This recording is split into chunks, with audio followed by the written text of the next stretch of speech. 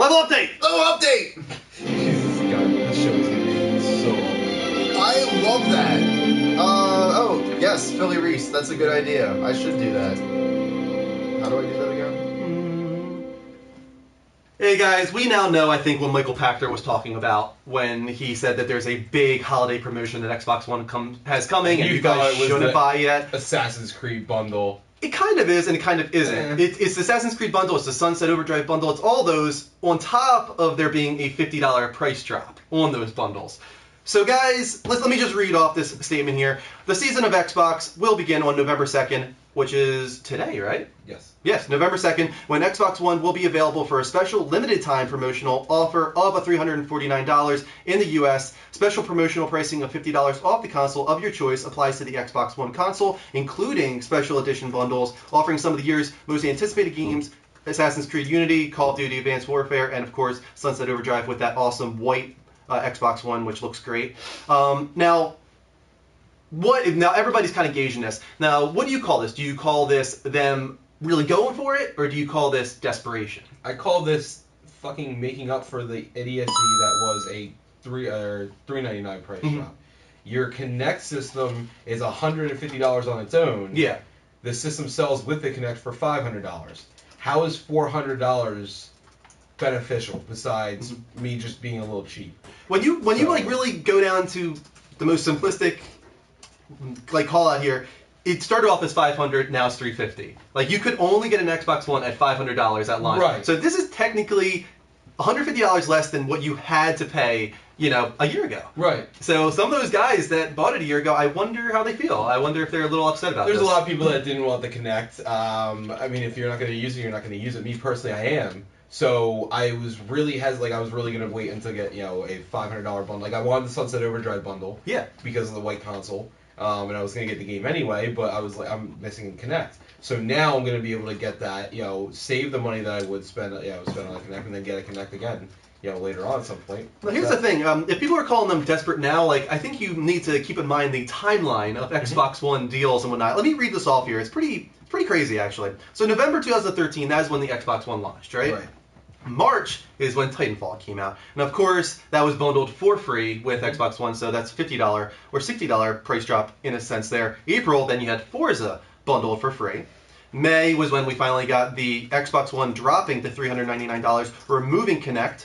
August, you got Madden bundled for free, and also FIFA and Forza bundled for free. September was really big, because you got a free game on top of a bundled game. So if you got one of the bundles, you could also get Destiny for free on top of that. So you got 2 free games in September.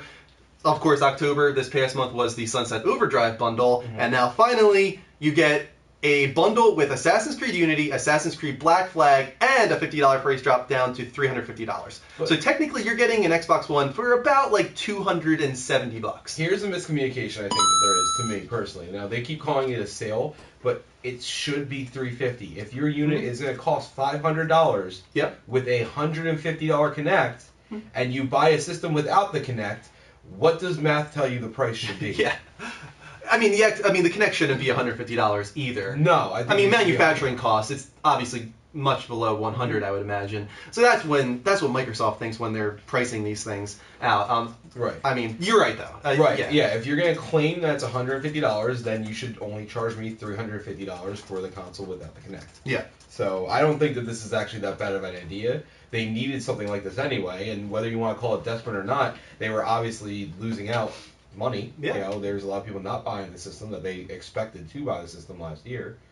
So. Yeah, desperation or not, they're definitely going for it. This is their holiday push. They're going for blood with Sony, and that's the thing. Is what do we think? Does Sony answer to this at all, or do they just let it go? No.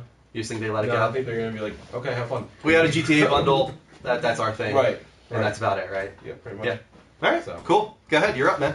All right, get the video ready. All right. Because we are going to talk one of my most anticipated, probably my third most anticipated game.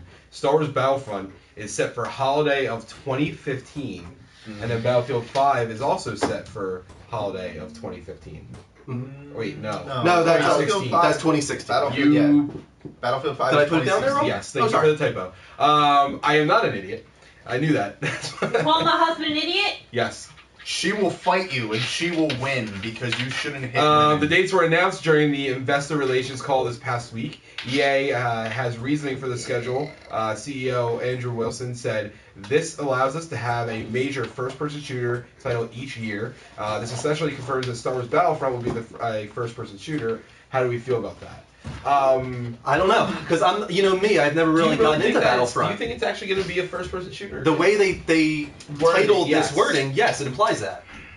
I don't know. I feel that if they do that, it's going to be a very risky maneuver.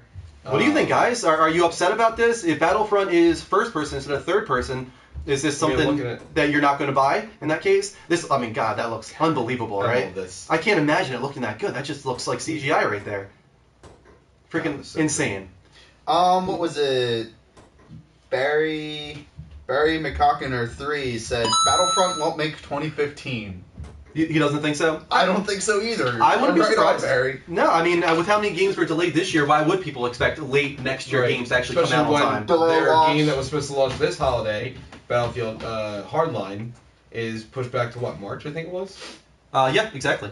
You're right. Yeah, spring 2015. Yeah. Yeah, so, that's because they actually need to get Battlefield right after what happened. Wow, that is just... I don't even know what to call They're still trying to get it right. Bat Giraffe lives! Yeah, but, they can't release 2 broken Battlefields in a row. If they do that, just say goodnight to that series. So they needed to make sure that this one is right. And they had their alpha or their beta, and I think they're really trying to make sure they get this one right. We had a viewer Friday night, actually, that was playing Hardline Beta, and he said they made some significant changes from the original, and it still needs some tweaking, though, so it's not yet a finished product. I still have no faith in it. It could be something. On the subject of Battlefront, we got a few comments here. Barry says Battlefront won't make 2015, and then we had GFN saying he sunk so much time into Battlefront 2. Yeah, one of my favorites. Jimbo said Battlefront will be a 6 out of 10 because that's as high as you go with a DICE game. He seems pretty upset probably about past experiences with DICE. Can't wait for Star Wars. I don't care if it's first or third person. It's Star Wars. So people are excited. I agree. Star Wars and its original trilogy Star Wars. I'm hoping that it was just a miswording, just because I think Battlefront works so much better as a third-person title. But we'll see. Grab that real quick. Real quick, guys, thank you so much for the Twitch hearts. We got already getting so many tonight. Thank you to Shattered Edge Beta Field 5 2020. Yeah. Thank you again, Dynite, Dr. Event, Exo Hammer, Polygraphics. Maybe that's his first time following us. Mike Amerson there. Chris Coe, SF Spectacular, Foster Jacob, Tudastar, Angry Orchard, and J-Dog Sasuke. Thank you so much, guys, for the Twitch hearts. Keep them coming. Let's get to 1,500 tonight. How about it? Once we hit 250, I think I'll do Pterodactyl Andrew. We're not gonna get I know. I'm surprised. I'm very surprised. Kirsten, you're up with the story. Go ahead. I am the Bat Giraffe. Yes, shit. Thank you. I'm gonna get very hot soon. Yes, you are. Do you have a sweater on under that? No, it's just a thin shirt. Oh. With tall pants, so it's almost like With tall pants. Destiny's Dark Below launches on December 9th for $19.99. I hate when they do that. It's $20 for $20. Oh, you should have just said it that way then. I should. Okay. The expansion can also be purchased through the $35 season pass, which will eventually provide House of Wolves as well.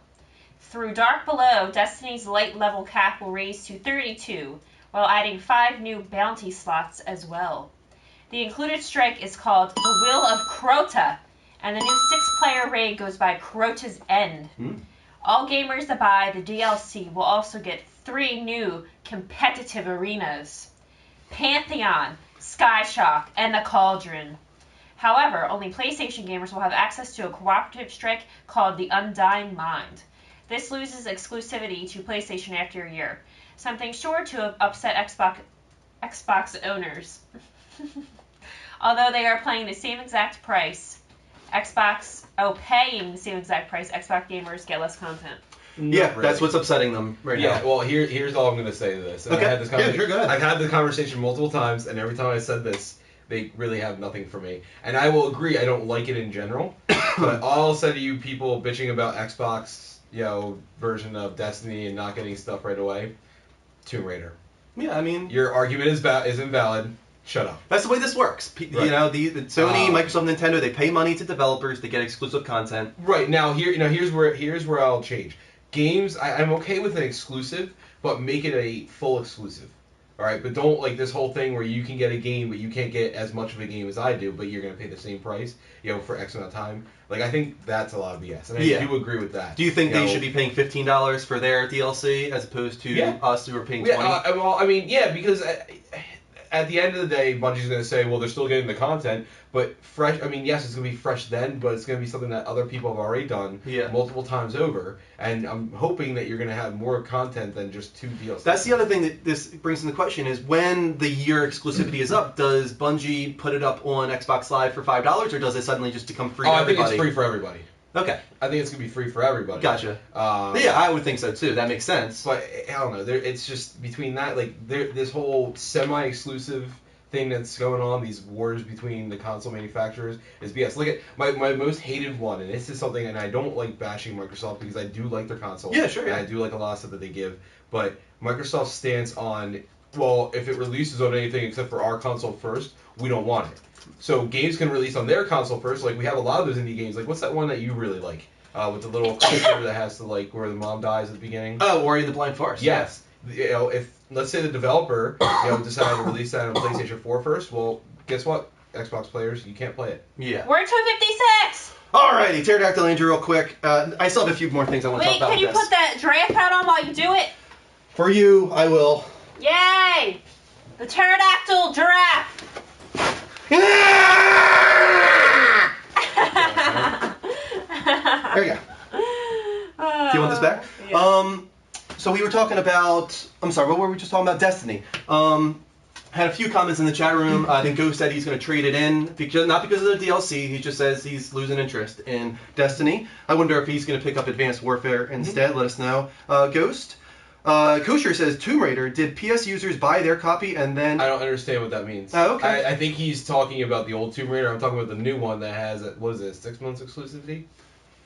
Tomb Raider, we don't know yet, but I'm betting it's 6 months. But it could be a year, or it could be 3 months. We have no idea exactly how long it's going to be, but the next Tomb Raider installment will be exclusive to the Xbox for a certain period of time. Okay. But more so, my biggest thing, like I said, this whole thing of Microsoft saying, remember, we even covered the news story a couple weeks ago when Phil Spencer talked about it. Yeah. Saying we want to give them the highest quality and everything like that. If I'm an indie developer, I'm likely not going to develop on 2 different systems at the same time. So now I have to pick Xbox first and then port it over to PlayStation afterwards.